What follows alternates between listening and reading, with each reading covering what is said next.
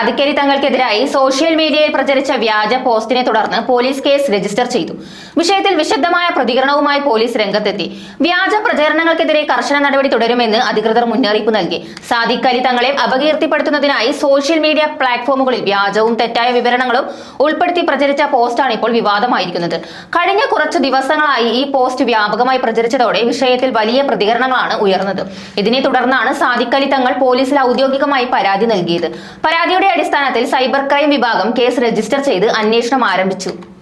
IT act ഉൾപ്പെടെയുള്ള നിയമപ്രവർത്തനങ്ങളാണ് കേസിൽ ഉൾപ്പെടുത്തിയിരിക്കുന്നത്. പോലീസിന്റെ പ്രാഥമിക അന്വേഷണത്തിൽ പ്രചരിച്ച പോസ്റ്റിലെ വിവരങ്ങൾ യാഥാർത്ഥ്യമല്ലെന്നും അത് വ്യക്തിപരമായും സാമൂഹികമായും ദോഷമുണ്ടാകാനുള്ള ഉദ്ദേശത്തോടെ സൃഷ്ടിച്ചതാകാമെന്നും സൂചന ലഭിച്ചതായി പോലീസ് അറിയിച്ചു.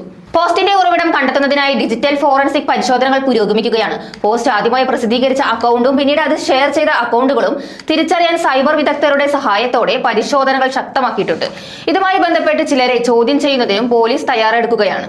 പോലീസിന്റെ വിശദീകരണത്തിൽ സോഷ്യൽ മീഡിയ വഴി വ്യാജ വാർത്തകളും തെറ്റായ വിവരങ്ങളും പ്രചരിപ്പിക്കുന്നത് ഗുരുതരമായ നിയമലംഘനമാണെന്നും ഇത്തരത്തിലുള്ള പ്രവർത്തനങ്ങളിൽ ഏർപ്പെടുന്നവർക്ക് കർശന നിയമ നടപടികൾ സ്വീകരിക്കുമെന്നും വ്യക്തമാക്കി. കൂടാതെ പൊതുജനങ്ങൾ സോഷ്യൽ മീഡിയയിൽ ലഭിക്കുന്ന വിവരങ്ങൾ വിശ്വസിക്കുന്നതിന് മുമ്പ് അവയുടെ വിശ്വാസ്യത പരിശോധിക്കണമെന്നും വ്യാജ വാർത്തകൾ പ്രചരിപ്പിക്കുന്നതിൽ നിന്ന് വിട്ടുനിൽക്കണമെന്നും പോലീസ് നിർദ്ദേശിച്ചു.